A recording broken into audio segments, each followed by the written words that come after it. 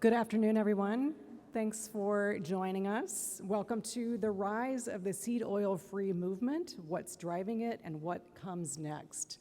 I'm Rhoda Markham, Content Marketing Manager for New Hope Network, and I'm really excited about today's panel. We're going to talk about the seed oil-free movement and why it has exploded from a niche trend to really a mainstream situation of demand. We're going to look at what is really fueling this shift.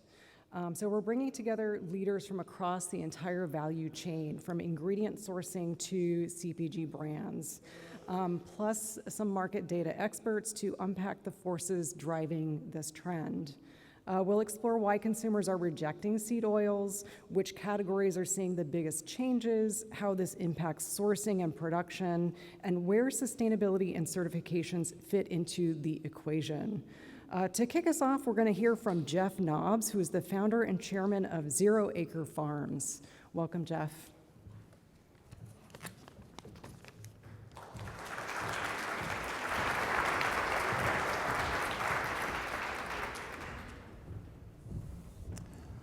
All right, thank you everyone. Good to see so many faces here. Jeff Nobbs, founder of Zero Acre Farms. We sell different cooking oils and culinary oils primarily in the food service space in North America. And if I were giving this presentation or this panel even 5 years ago, I think maybe the front 2 rows would be full and the rest would be completely empty because no one had even heard of seed oils. And when we started Zero Acre, I would go into conversations, whether it's with investors or potential restaurants, and talk about seed oils and how they should consider replacing them. And they would just give me these strange looks like, seed oils, what are you talking about? What is a seed oil?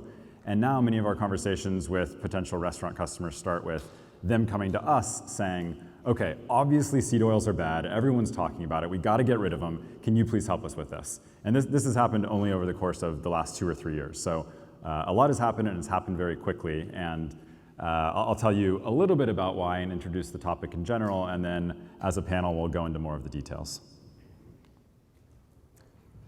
These slides were presented from our friends at the Seed Oil Free Alliance, so thanks to Jonathan and team there for helping us put these together, but they weren't able to make it, so I will be presenting them. So the state of American health is not too rosy. About 2/3 of Americans have a chronic disease. About 40% of American adults have multiple chronic diseases.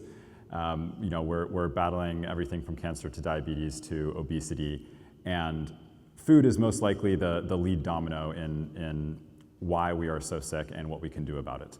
And a big part of that comes down to specifically what we eat. And so here are some stats related to that. Well over half of the calories that we consume are ultra-processed. That's largely defined by refined flours, refined sugars, and refined oils. And what I find so interesting and why I like to nerd out on oil, and maybe why some of you do too, is because flour and sugar, carbs and sugar, has been in the spotlight for decades. We've been talking about this for a long time. But only recently have we really started to look at the types of oils we're consuming, certainly to the consumer level, and think about whether they're good, whether they're bad, or how bad they might be. About 1 in 5 calories we consume are from restaurant meals, and also about 1 in 5 calories we consume are from vegetable oils. Vegetable oil is sort of the broad category of seed oils. I may sometimes use them interchangeably, but about 20–21% of calories are from these oils. Up to 30% of global croplands are dedicated to growing these oils. So we'll talk more about this, but it's not just a health issue, but also an environmental issue.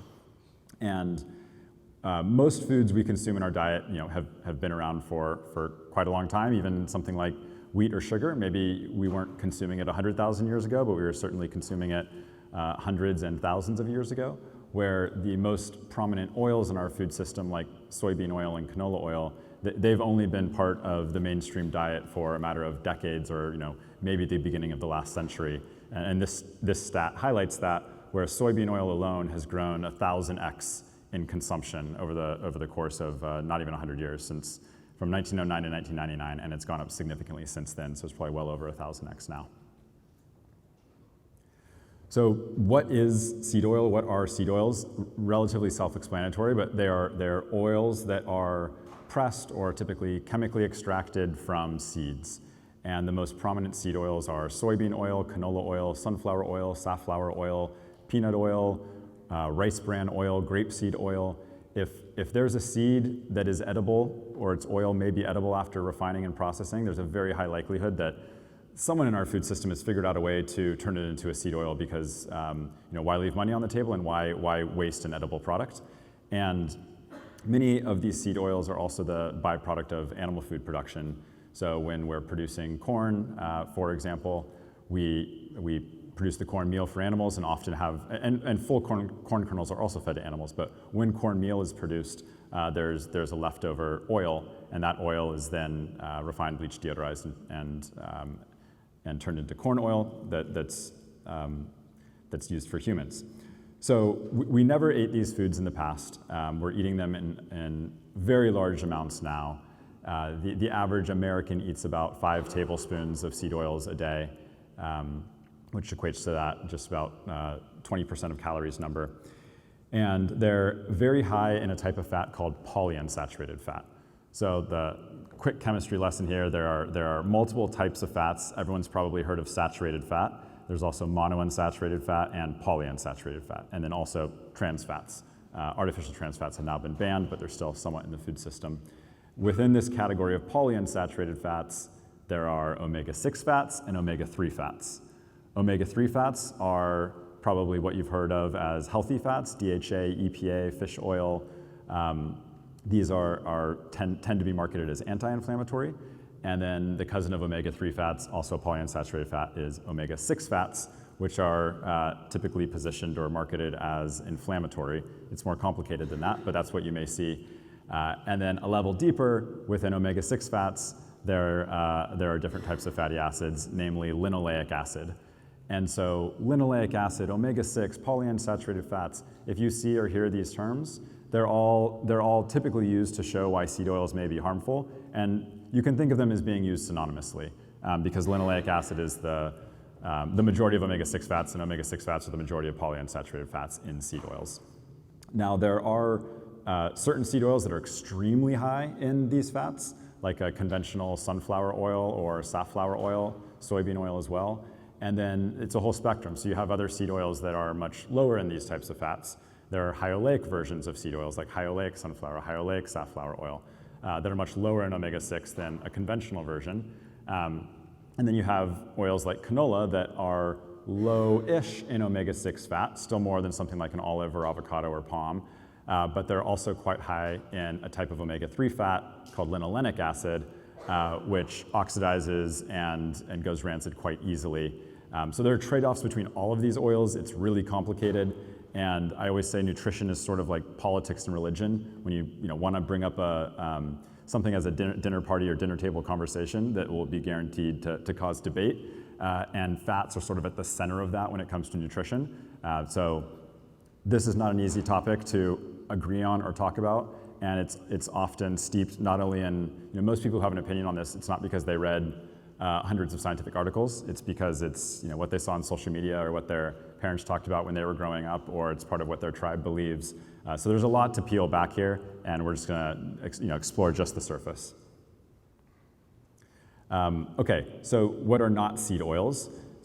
Typically, those that are not seed oils fall in the category of fruit oils, animal fats, or dairy fats. And so fruit oils are oils pressed from fruits like coconut, avocado, olive, palm fruit, broadly in the category of fruit oils. These tend to be significantly lower in polyunsaturated fats or omega-6 fats, anywhere from 2 to 6 times lower than seed oils. And then the dairy fats and animal fats tend to be extremely low in omega-6, but much higher in saturated fat. So again, all these oils and fats have their trade-offs from a composition standpoint, performance standpoint, and taste standpoint in particular, which is why not all of these oils are interchangeable with each other. And the general trend is if the plant or the crop came from a warm weather region, it's going to have far less polyunsaturated fat and more saturated fat. If it's from a very cold region, it tends to have a lot of polyunsaturated fat. And if it's something in between, like the Mediterranean, olives, avocados, it'll be much higher in monounsaturated fat. And that tends to be because the cells of plants like to have liquid oil within their cells. And so if it's very cold where they are grown, those oils are polyunsaturated to keep them nice and liquid. If it's very, very hot where they're grown, they can be saturated. That's what the plants prefer, and still be relatively liquid because it's a very warm or hot region. And so consumers are starting to catch up to at least some of this. They probably couldn't quote you all the reasons that a seed oil may be harmful and what it's oxidizing into and what those compounds are doing in their bodies. But that seems to be the case for anything in nutrition. Maybe you've seen sort of comedic videos back in the day of people going to farmers markets and being interviewed about why they were gluten-free and not actually being able to tell you, but feeling very passionately about being gluten-free. And so we're seeing some of that in seed oil-free where people get an idea that it's bad and they're like, okay, I don't even want to deal with this. I'm going to avoid it, and I'm going to put it in the bucket of things I should not eat. I think there has been, it can be very visually convincing when you look at how seed oils, but frankly, most oils are produced. And there's a lot of fear-mongering that happens online. There's also a lot of really good science and really good data showing that really bad things happen especially when we heat these oils for long periods of time and then consume them. But when you look at Google Trends or basically any other trend of searches for seed oils or concern around seed oils, it's very clearly been the highest growth concern area in this world of nutrition and in food. So when we're making food for consumers, we should definitely be aware of this trend. And from what we've seen in restaurants that we sell to, there are some very clear advantages for moving away from seed oils. It's often the kind of last ingredient to go for thoughtful kitchens who source consciously. They'll say that they are using the best ingredients in the world, but they're still using the same frying oil that fast food restaurants serve. So it's sort of the last to go.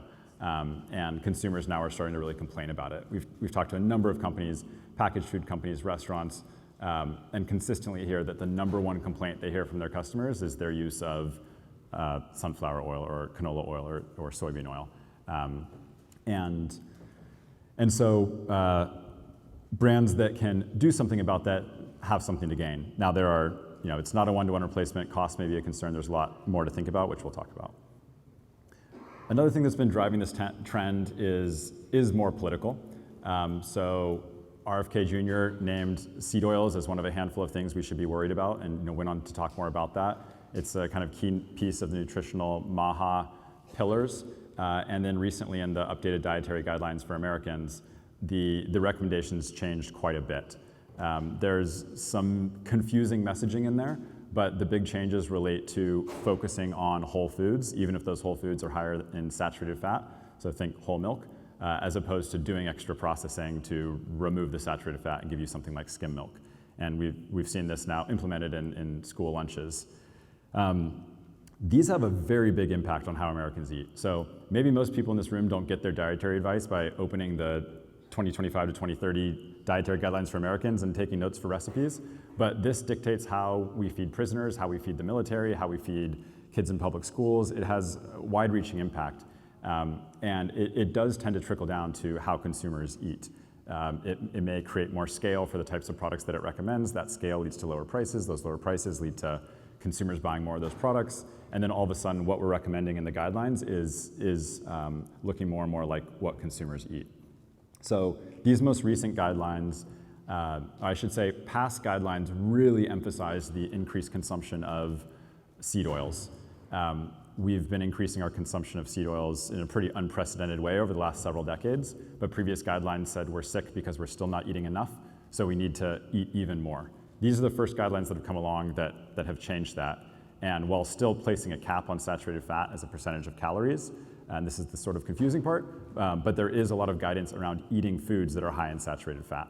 And so this is likely what's driving at least some of the trend in concern around seed oils is there's no longer as much demonization or concern around the alternatives, whether it's palm oil, butter, beef tallow, these fats that are higher in saturated fat.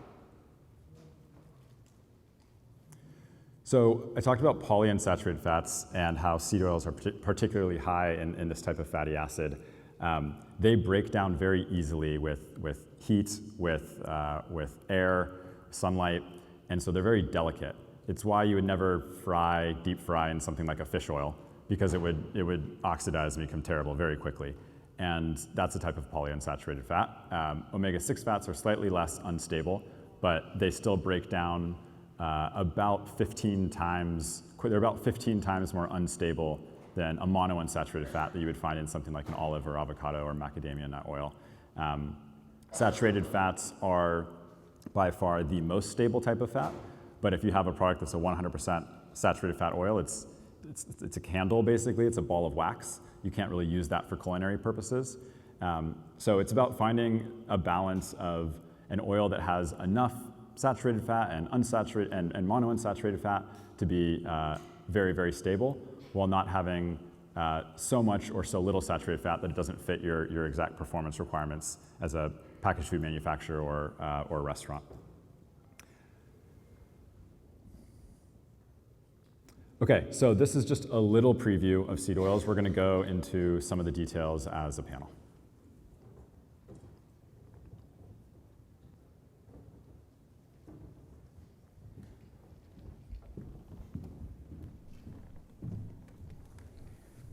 Thanks so much, Jeff. So joining us today for our panel discussion are Kelly Howard, Senior Director of Brand Strategy at Spins. Welcome, Kelly. We have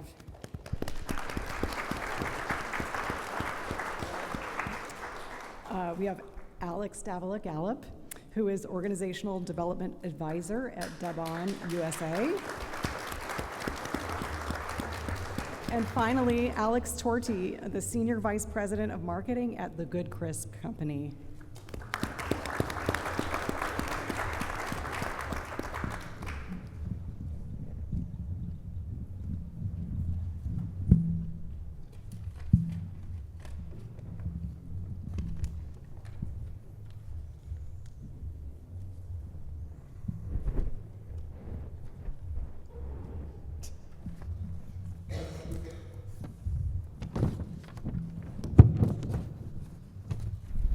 Never use double-sided printing.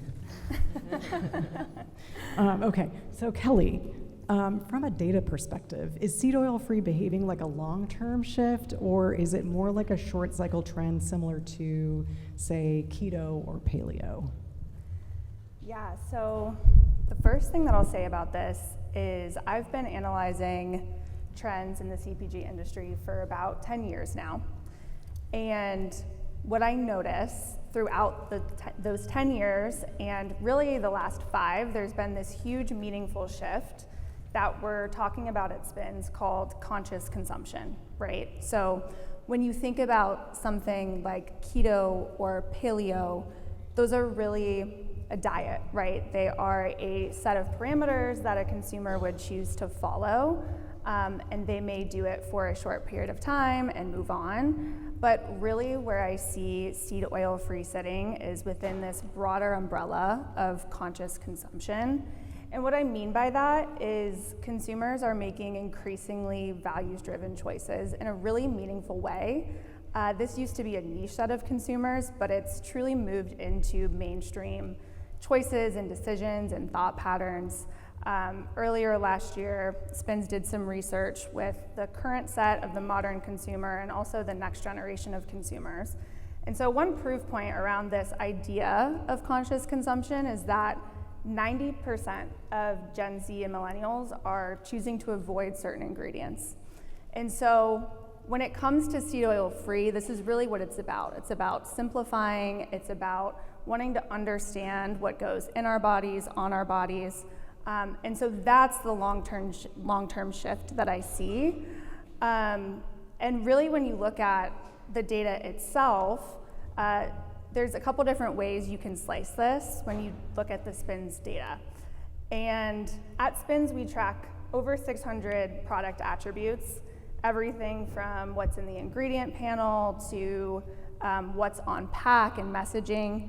One of those attributes that we track is seed oil free certified. And And that's actually certified by the Seed Oil Free Alliance, which you just saw information from today. So when you look at products within SPIN's data that are seed oil free certified, they are still a small section of total food and beverage across channels. Today they make up around less than 1% in terms of brands that are truly certified as seed oil free, but we know that consumers are looking for this because the trajectory is really impressive. So when you compare the growth of those brands and items that are certified to total food and beverage, they're growing 4 times as fast. When you compare them to the growth of products that do contain seed oils, they're growing 12 times as fast. And so really there's strong momentum behind this, and that proven demand I would expect to continue to grow. So in summary, less of a short-term thing and something that I would expect to have staying power. Yeah, interesting about the generations too. So from the retail perspective, what role are retailers playing in all of this, or are they just reacting to consumer demand? Yeah, so retailers always play an important role with things like this, with shifts in the consumer mindset, but at the end of the day, it always goes back to the consumer, right? So what I've observed and what I see happening is the conversation and demand started with the consumer as they became more educated around seed oils. That evolved into a conversation that was amplified online. Brands reacted, and there were several brands that we partner with at SPINS that also have always been seed oil free, but they didn't call it out on pack. So recognizing this consumer demand, brands responded and then partnered with retailers who gave that shelf space. And so the whole ecosystem plays a role, and retailers play an important role, but it all goes back to the consumer at the end of the day. Gotcha. So just to stay on SPIN's data for a second here, because I think this is really painting a picture. Which categories are showing the most momentum in seed oil free, and where do you see maybe a lag in adoption? And additionally, what kind of alternative fats are you seeing come up in to replace those seed oils? Yeah, so there's a couple different ways you could look at this too, but I'm going to stick with products that are seed oil free certified. And where we see those products gaining meaningful share of the category, that's most prevalent in cereal, both cold and hot, and wellness and snack bars. And this is really driven by brands like Purely Elizabeth, True Bar, but it's really in those categories that we see share gains driving momentum. You can also think about products that are growing the fastest, or categories that are seeing the fastest growth. That's where I would say is the fastest emerging. Those include cookies, nut and seed butters, chips, pretzels, and snacks. So again, this is something we're seeing across aisles and across categories, which is another indicator for me that it has staying power. And then in terms of categories that are lagging, we aren't seeing the strongest momentum pick up yet in condiments or frozen entrees, but those are more formulation dependent categories, a little bit more cost sensitive, but could also create white space in the market where brands are able to enter and meet a consumer demand in a different aisle. Great, so lots of opportunity. Absolutely. So to open it up to the rest of our panel for a moment, so seed oil free obviously has really taken, gained a lot of momentum over the last few years.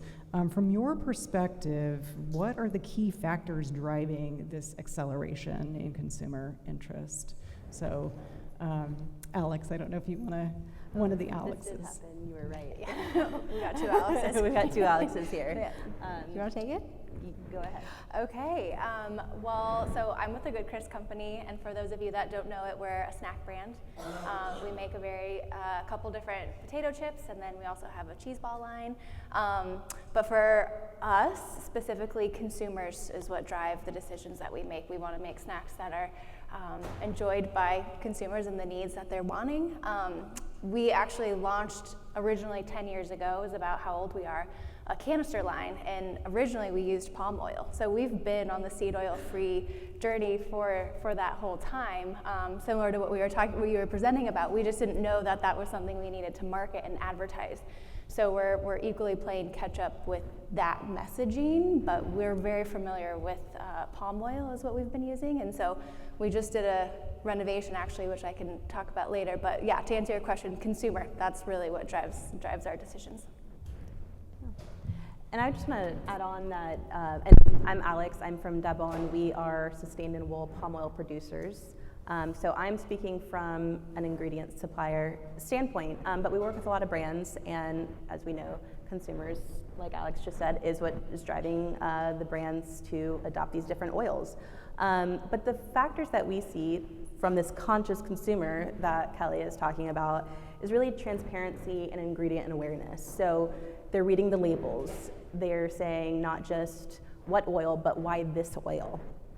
And this is really, I think, driving reformulation framework for brands that haven't already been on the seed oil free path.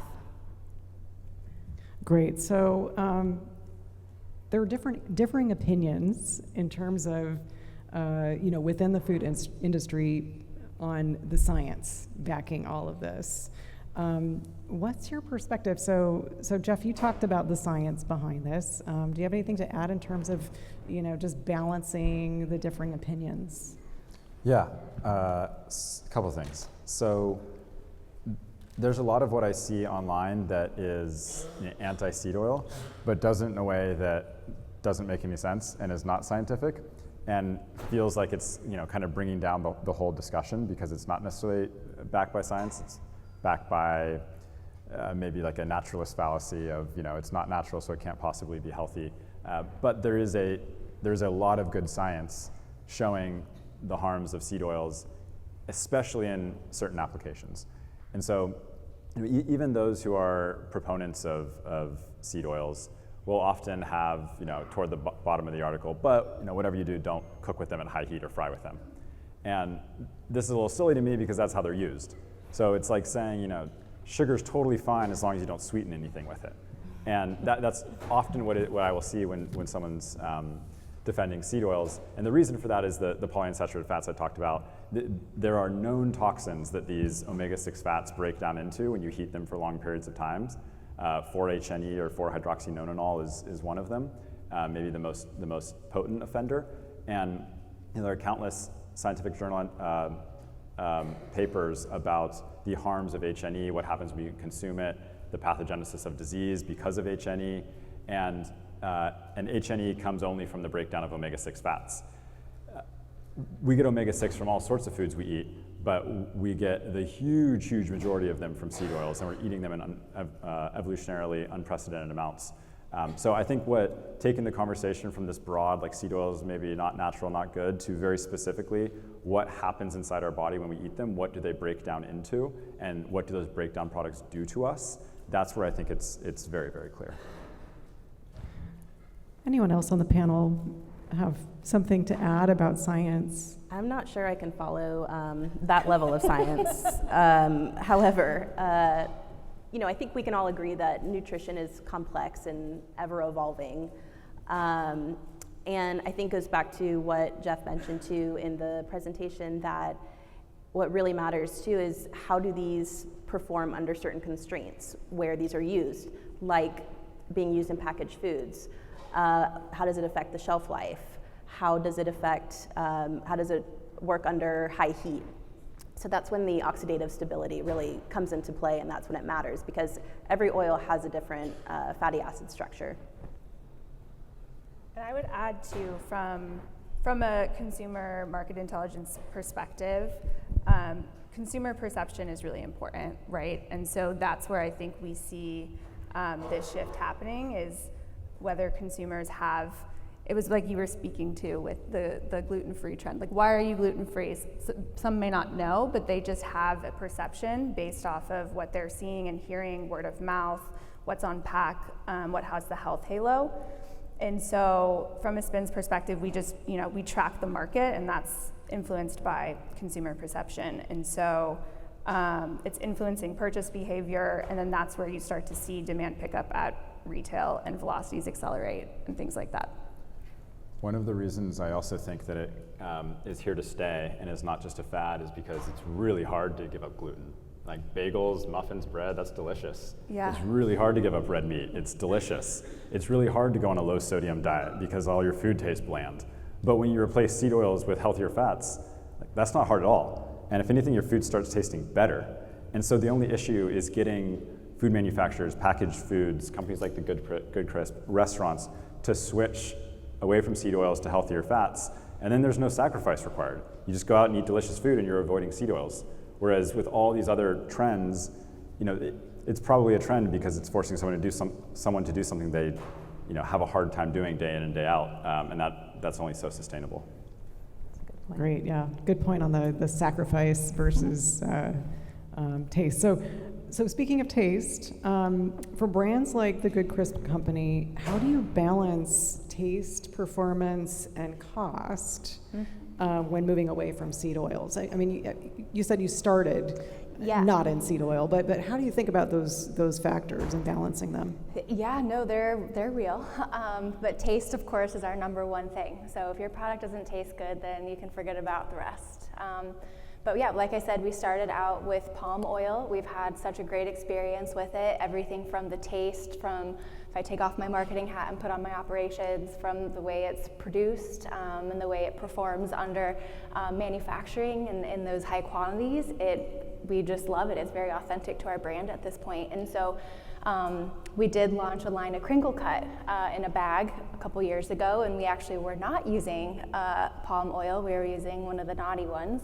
And so recently, in the last year, we're like, holy moly, we gotta change this up. So actually at Expo, we're relaunching our crinkle cut with the Seed Oil Free Alliance, which I'm so excited about. So we are Seed Oil Free certified now with our crinkle cut line.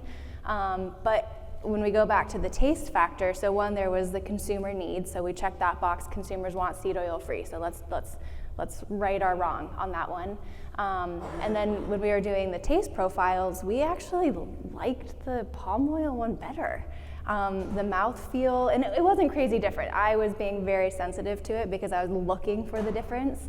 But to be honest with you, if you were to try them side by side, similar to what you were saying, I was like, it doesn't really taste that different, which was a good thing. That's what we wanted. We liked the product originally, but we wanted the benefits of being seed oil free. So for us, that was why we're so excited about palm oil, is because of those factors. It's really tasteless, honestly. It adapts really well under high pressure and the cookability, if you will, and the manufacturing side of it. It wasn't just something we were making in our kitchen. We're doing, huge production runs. And so for us, it was just really like checking all of our boxes from a consumer side, a taste side, a production side. And then the cost side was, something that we had to negotiate a little bit of, we're gonna either absorb some margin here and pay it forward to the consumer, because we really do find it of benefit to make those changes. So we're really excited about it, and I'm proud to be seed oil free certified. We're working on it on the canister line. We are seed oil, but we're making the progress to be the certification on that line. But so far I have nothing but amazing things to say about it. Congratulations. Yeah, thank you. My teenager will be very, very excited Great. about these products. Yes. Oh, my 4.5, sorry. But my 4.5, I think, is your company's biggest fan. Oh, I love it. Yes. Great. He has a very discerning potato chip Good. palate. Well, yeah, everybody come on to the booth tomorrow, and we got all the samples. Awesome. So in terms of ingredient innovation and sourcing, those are critical to the growth of this movement. From Debon and Zero Acres perspectives, are there any technical or supply chain challenges that are limiting wider adoption? Yeah, I think, and I think this is a really important question, because I think we tend to view innovation in a vacuum a little bit, very R&D focused, but the infrastructure is also required. So truly sustainable oils require physical segregation. So oils that are traceable, that are ethical, regenerative, that requires a supply chain structure where physical segregation is in place. And that requires things like storage, separate storage. It requires identity preserved refining. It requires documentation and traceability all the way down through the supply chain, from the soil to the market. And that requires a very intentional level of investment. I see it as an investment in the future, so I'm biased, but certainly worthwhile. But I do see that as being a big barrier to wider adoption. Yeah, the seed oils we went over are some of the most consumed foods in the world. Broadly, the category of vegetable oil is the third most consumed food in the world after rice and wheat. And so it's sort of definition economies of scale. And you can't just start a company and be at the same economies of scale as some of the largest food producers in the world. So that is a supply chain and financial hurdle for sure. For a lot of companies, it comes down to cost. And so when competing against one of the world's largest commodities, we certainly never win the cost comparison, except when we're maybe up against like a real avocado oil. Even the olive oils and avocado oils and coconut oils of the world, they're like a drop in the bucket compared to soy, canola, sunflower, et cetera. And so that's challenging, but as we grow, hopefully those economies of scale get a little bit better, and as more and more companies are kind of part of this ecosystem, we all help each other to increase that scale. But usually it does not come down to a price decision in the sense of we've found a way to beat the price of commodity oils, so it comes down to the benefit.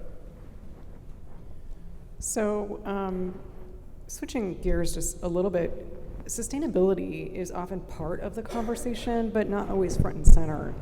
How do performance, nutrition, and environmental impact intersect when evaluating these different fats?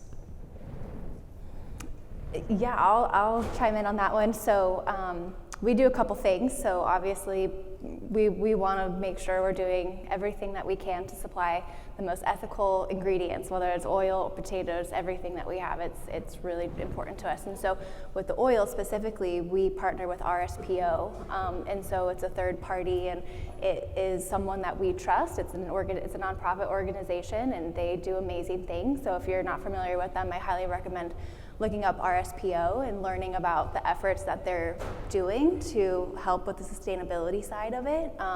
So I feel like between the RSPO certification, the seed oil free certification with the Seed Oil Free Alliance, between those two third parties, and we pay a premium for those two. It's not like we're just checking a box, signing up on their website for it. It's truly partners, and we follow suit to what they're doing, all the research and the effort that they're putting behind it. So yeah, that's what we're proud to partner with those two.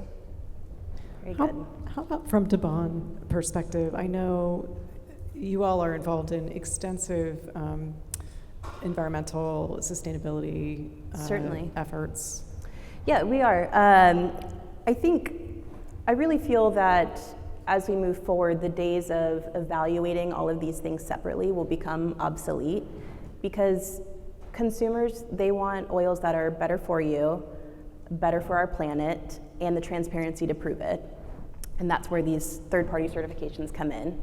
And then with brands, while yes, they want all of these things too, they don't have the luxury of just pure idealism. They need the fat to be functional, they need it to work, they need it to taste good, that needs to manufacture well. So I think with all of those coming into play, I see that sustainability is not just going to be, an additional marketing claim. I think it's eventually going to become a performance requirement as well.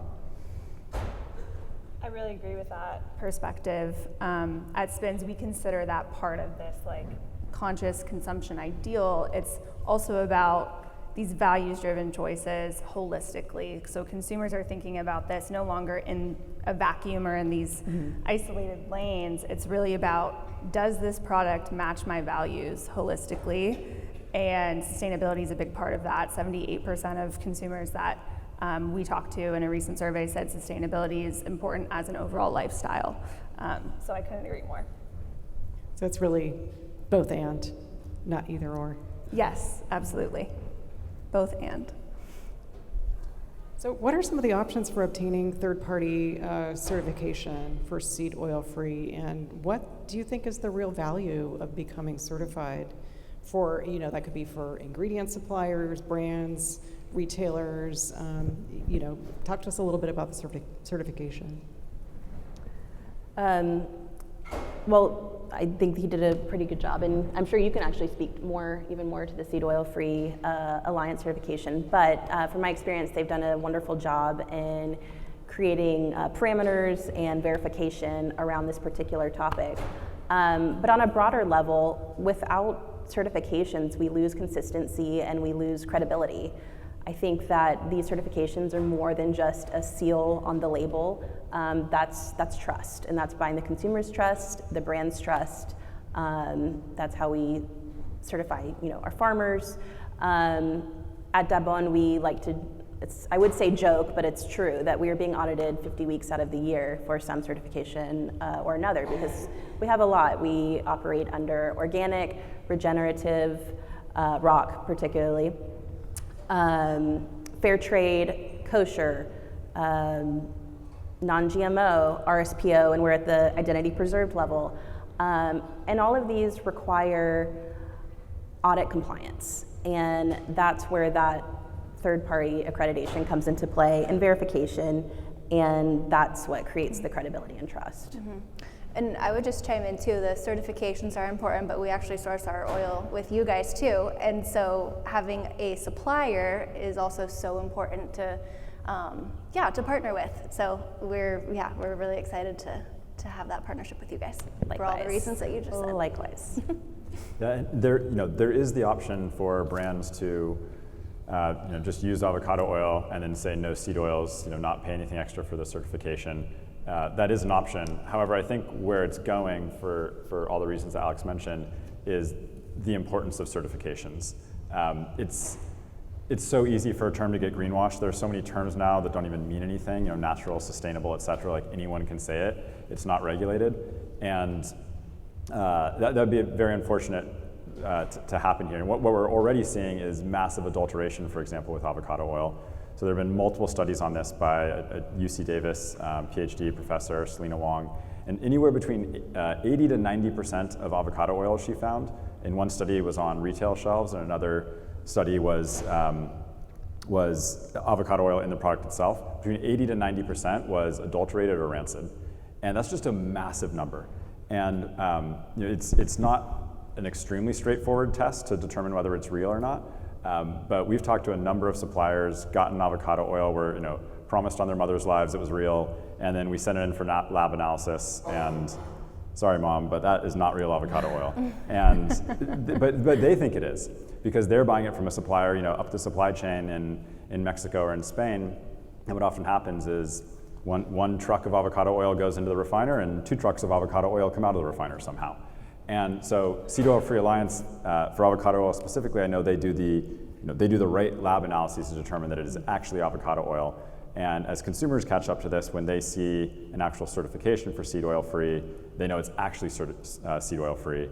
When I look at avocado oil on a label, I think, okay, so I'm getting maybe 25% to 60% avocado oil, and the rest is seed oils. Well, it's better than 100% seed oils, but I know it's probably not 100%. There are companies doing it right, and their brands doing it right, and kudos to them. But this is why certifications are really important, is so that for sure you're getting what you pay for, because we're often paying a premium for something like an avocado oil. So Kelly, from the data perspective, is that borne out in the data? Are consumers responding to the certification? Yeah, we do see that, like I mentioned before, items with this certification are growing much faster than items without, and then total food and beverage. But just in general, certifications signal trust, like you were saying, and we do see higher repeat rates with products that have various certified attributes to signal exactly what a consumer can trust. And so, yes, they are reading labels, but at the end of the day, they want to not have to. And so those certifications, we do see that in the data that it's driving sales for sure. Great. So I'm going to open up this question, which I know will be tricky, because these terms can get a little bit squirrely. But I'm just curious. There's a lot of scrutiny around processed and ultra processed. Processed versus ultra processed. How should brands communicate this nuance without oversimplifying or misleading consumers? I can kick it off. I think that we should resist the temptation to oversimplify a complex issue with a slogan like processed or ultra processed. But the thing is, these words carry so much emotional weight, when in reality, most of the food we eat is processed in some way or another. So instead of the label processed or ultra processed, I think what we need to be asking ourselves, especially as the consumer, is, okay, how is this processed? Why is this ingredient here?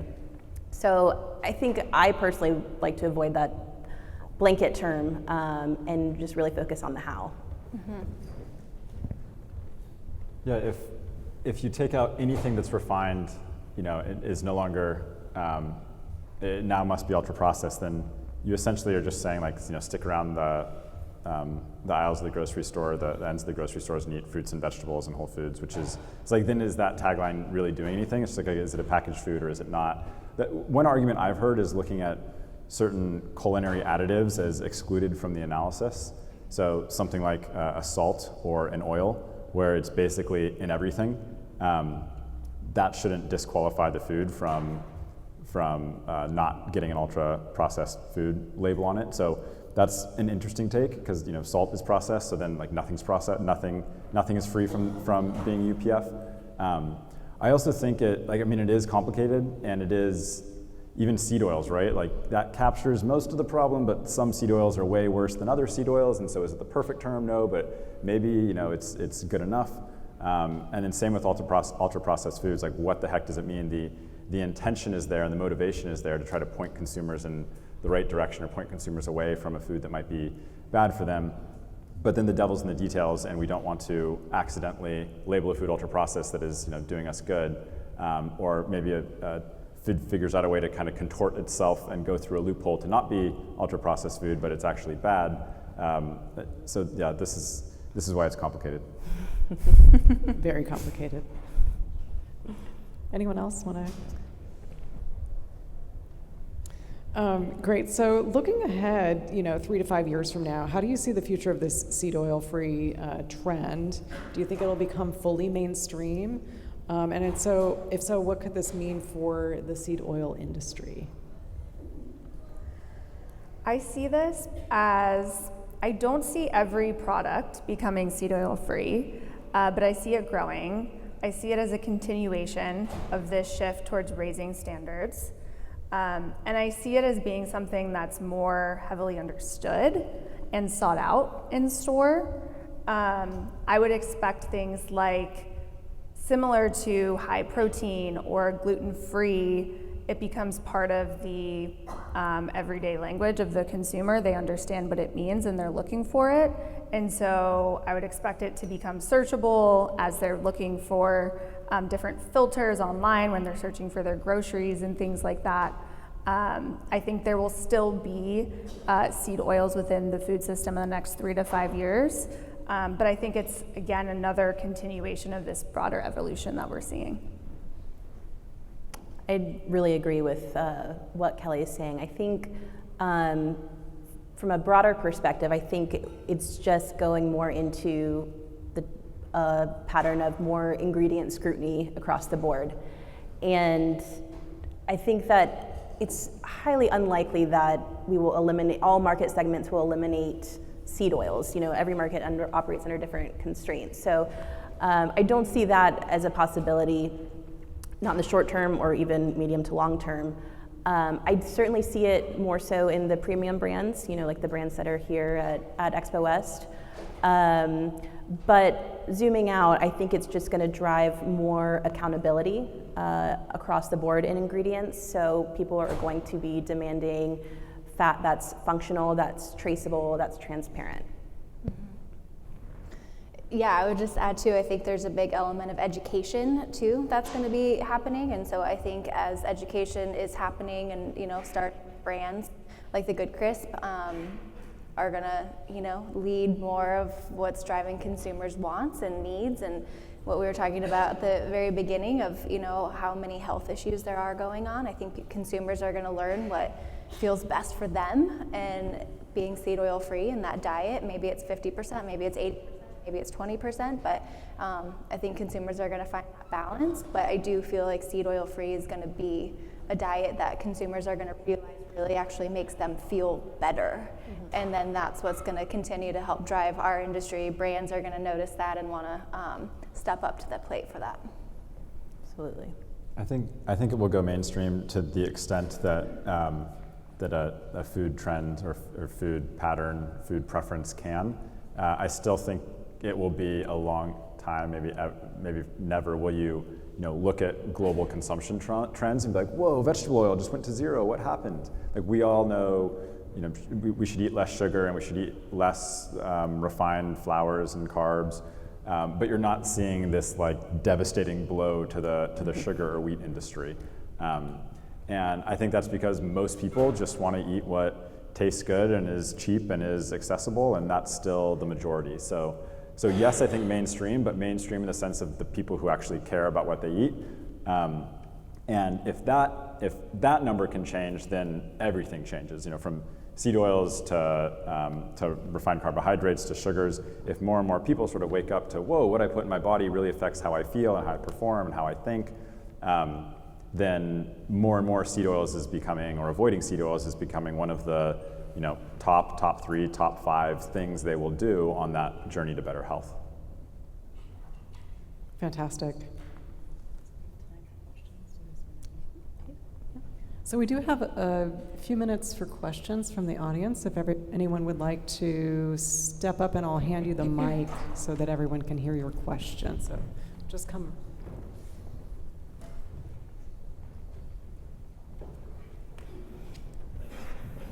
I'm not a nutritionist, so I'm sincerely asking, where does essential fatty acids and polyunsaturated fats fit into this? If you could just briefly cover that. So it's more from a culinary perspective, not from a manufacturing perspective.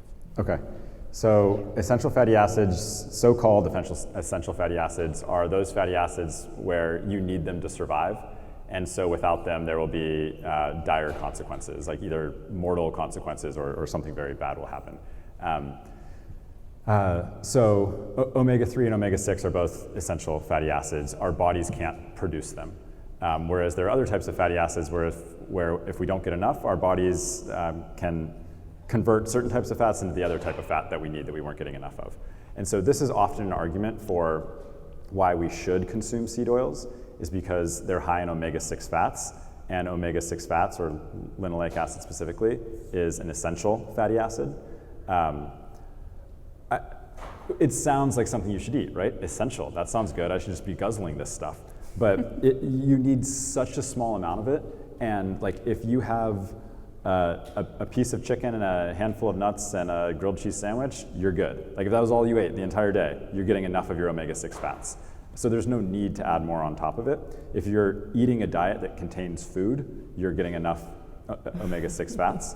The only way we can actually clinically get a human to be deficient in omega-6 is if we put them on a very sterile, hospitalized diet and feeding tubes, where we're giving them like fractionated coconut oil, MCT oil that has no omega-6 fats, protein powder, starches for carbs, like something the average person would just never eat. So I think it's, for the most part, completely irrelevant. But omega-3 is very important, but that has nothing to do with it being essential. It's just an important part of a healthy diet.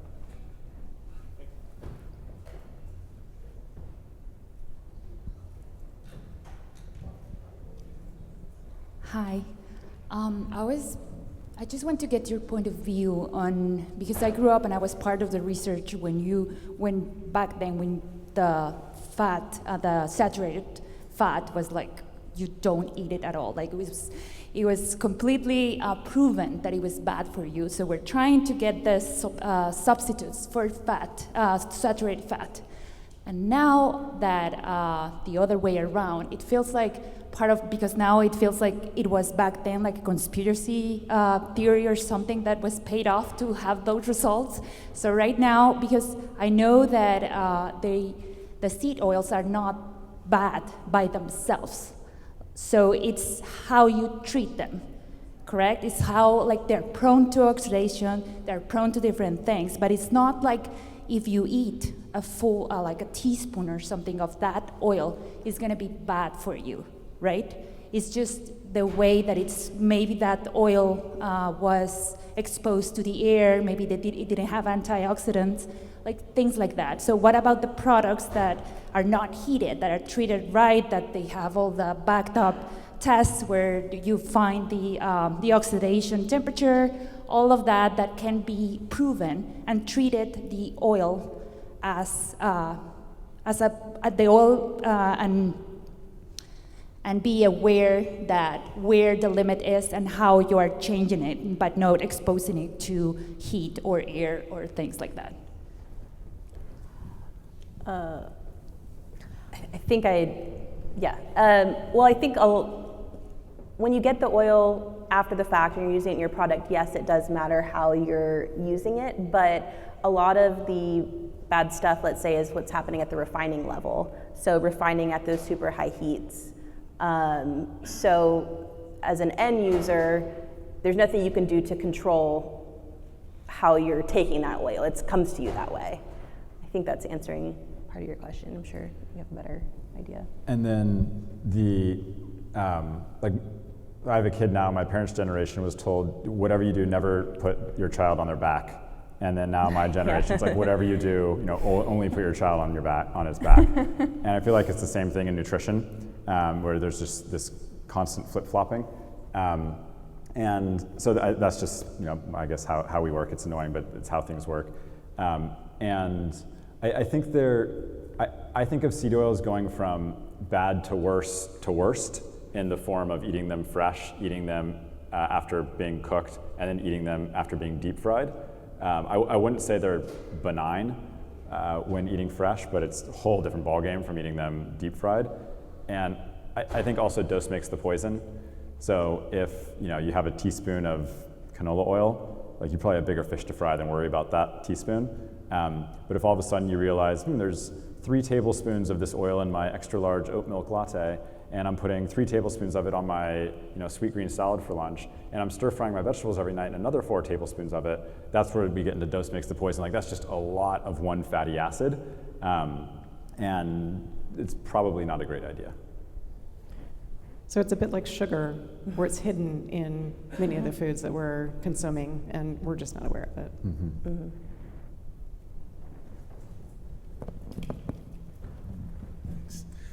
First of all, thank you. You're amazing. I think I said 271 times amen for what you all said. So thanks for that. You mentioned the word one time. I'm going to ask about it, without going into politics, of course. But what about regulation? Because there's no regulation about oil or frying oil in restaurants or factories. I think that will solve it and make even poor people enjoy the benefits.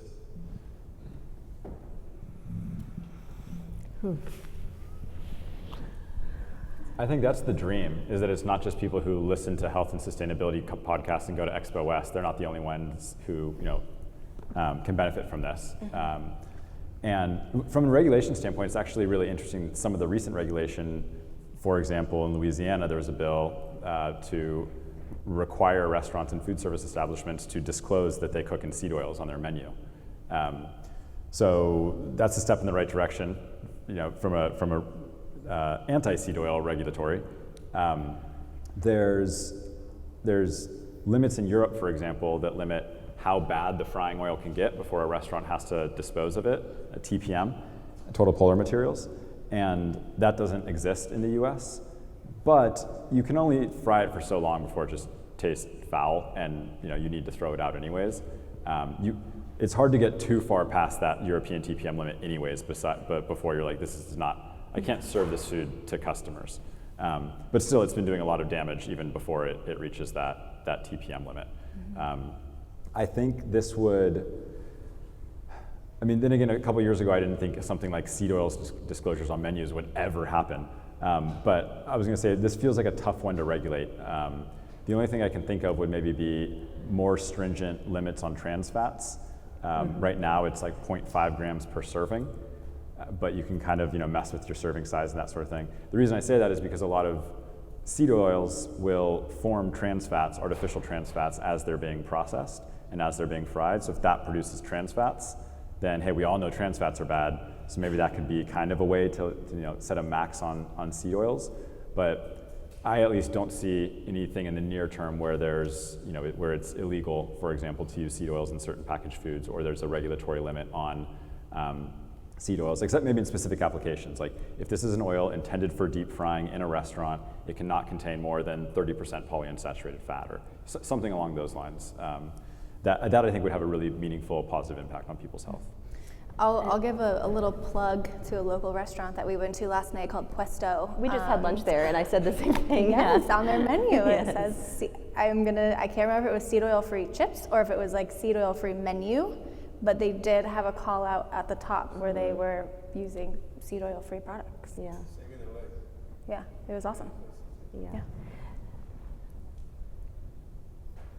Any other questions?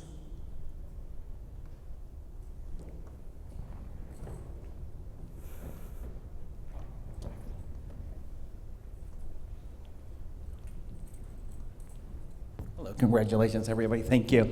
I'm always very concerned of what happens upstream in our supply chain, that our farmers are being taken care of, that they're getting enough for their raw materials, getting paid, and dignity in their workplace.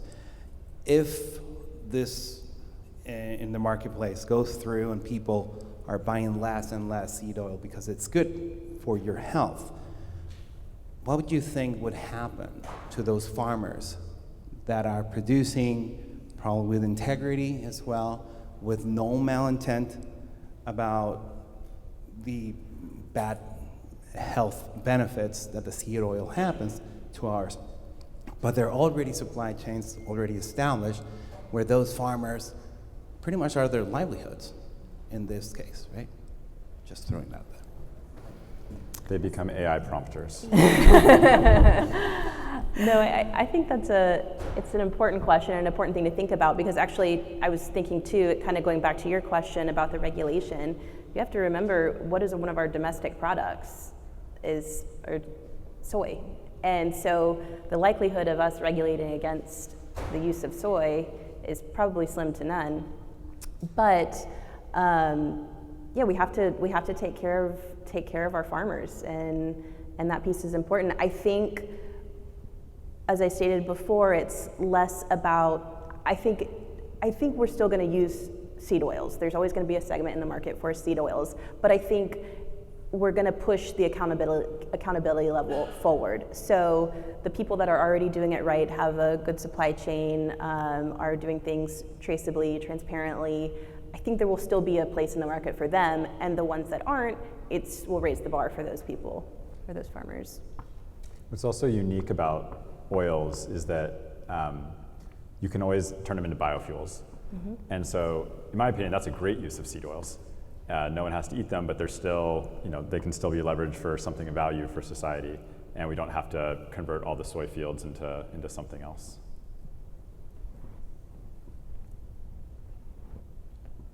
Anyone else?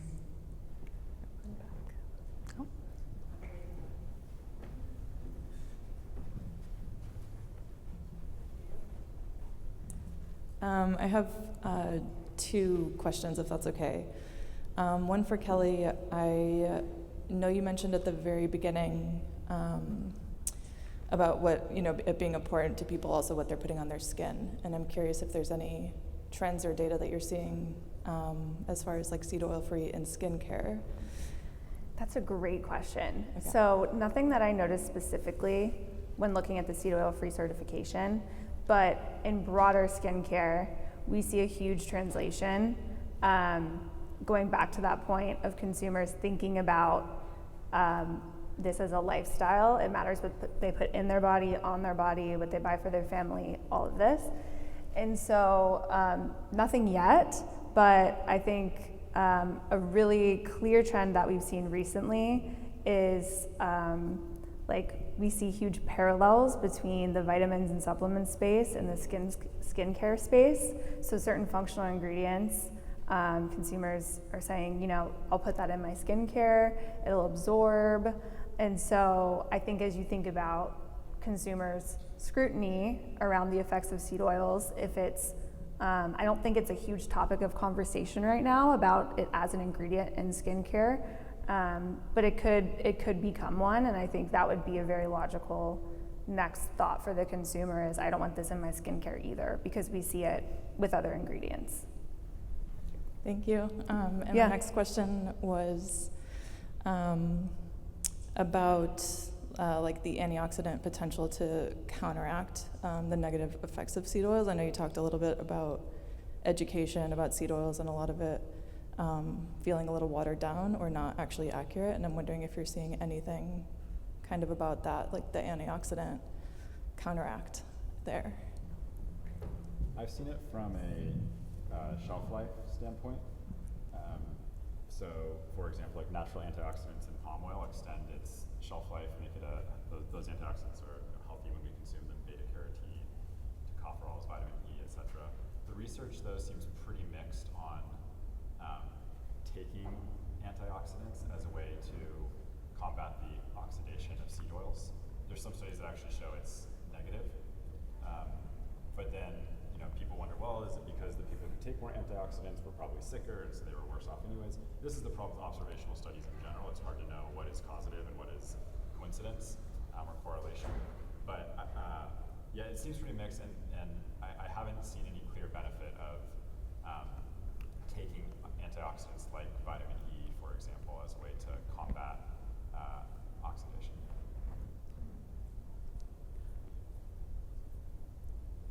Fantastic. Well, any last comments from our panel before we wrap up? No, I would just say thank you for hosting this and this topic. I'm excited to be a part of it and see what happens in the next Expo. Yes, Agreed. likewise. Thank you. And thank Thank you you so all. much. Yes.